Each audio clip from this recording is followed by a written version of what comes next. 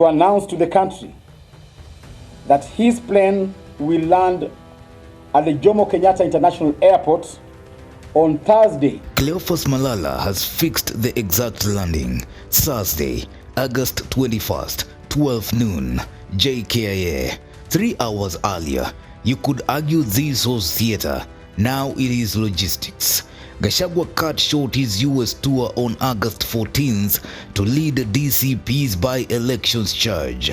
Meanwhile, Kindiki and Murkomen say he must record a statement over his Al-Shabaab remarks, with talk of arrest when he lands. Malala now says they are mobilizing 300,000 supporters and daring the state to try. Nimeona hii mtu mwingine anaitwa nani, hii minister. Hii Murkomen. Kipchumba Murkomen anasema ati Rigathi Gachagua akifika airport ati akamatwe. Nataka kukuambia wewe Murkomen, kama wewe ni mwanaume, jaribu kamate Rigathi Gachagua. Tumesema we are mobilizing more than 300,000 people waende wampokee kule airport. Tuone jamshikia watu. Tunataka dunia nzima hiyo siku Rigathi anarudi ni public holiday. Hata wewe mtu anaenda kwa nyumba wewe. That's not a rally. It's a stress test for power. Until a few hours ago, the return was soon. Then on 14th, it became a timestamp, August 21st at noon, and a message to both supporters and security agencies: show up and be counted. IEBC's by-elections are set for 27th of November, so every week from now is candidate vetting, money and maps. DCP needs a spark. A cinematic JKIA moment becomes the campaign's opening shot. It is with pride that we announce the return of our party leader, His Excellency Rigathi Gachagua, following a highly successful official tour of the United States of America.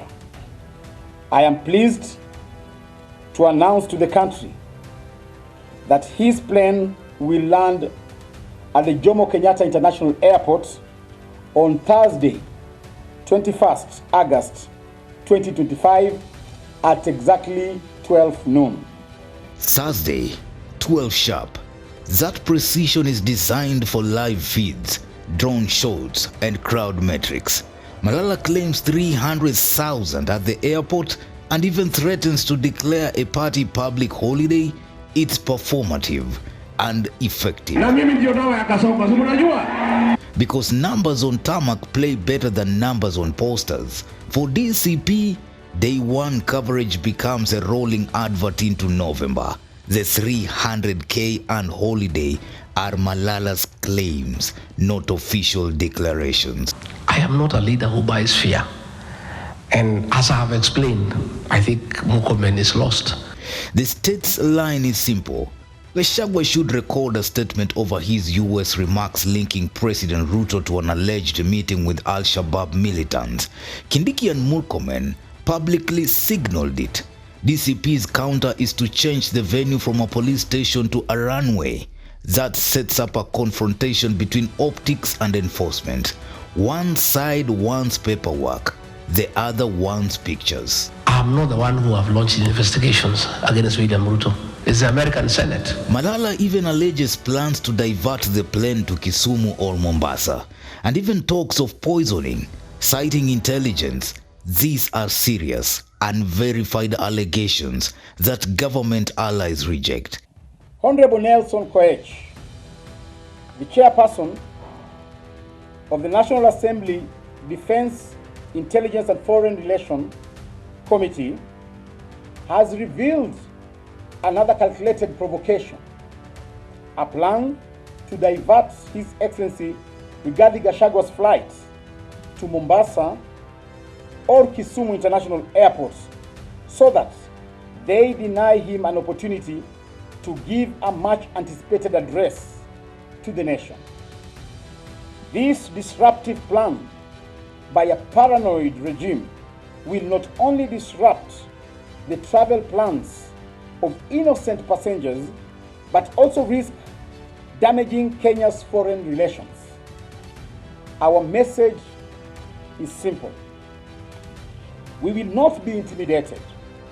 If they divert the plane, our supporters in Kisumu and Mombasa will turn those airports into oceans of DCP colors and defiance. The regime was hatching a dangerous and cold-blooded plot. Deputy President Kithure Kindiki and Interior Minister Kipchumba Murkomen have shamelessly issued public threats to arrest His Excellency Rigathi Gachagua upon his arrival. Intelligence reaching us points to a scheme so evil, so cowardly, that it chills the soul.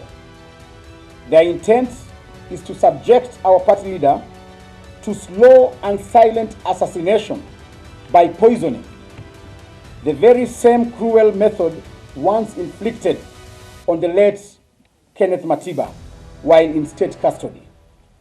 This is not hearsay. It is a deliberate plot to silence the voice of the people of Kenya by physically destroying its leadership. Their plan upon our party leader's arrival at JKIA is to abduct, intimidate, brutalize, and eventually place him under house arrest, cut him off from his supporters, and deny him the right to address the nation. They want to kill his voice and his body at the same time. But let this be crystal clear. If they dare lay a hand on him, the country will grind to a halt. They did this during his impeachment. He responded by asking his supporters to stand down and protest by singing melodies. But this time round, let the plotters know that the song is different. The rhythm is tougher, and we will turn into a cacophony of defiance. There comes a time when enough has to be enough, and that time is now. If authorities address them, they'll call them reckless. Whether real or rhetoric, the effect is clear. Raise the stakes, mobilize risk-averse supporters, and frame any aviation or security change as persecution. Treat these as claims, not facts. November 27th is near in campaign terms. DCP needs earned media, field structures, and small wins to prove viability. Cutting short the tour creates urgency. Promising to resume engagements in early 2026 preserves diaspora goodwill. It's two tracks: domestic ground game now, international narrative later. The core fight is Mount Kenya. Even a handful of DCP by-election wins there would bruise UDA's aura of inevitability and strengthen Gachagua's bargaining power for 2027 coalitions. UDA will work to limit the theater, and Kindiki has been on the ground in Gachagua's absence.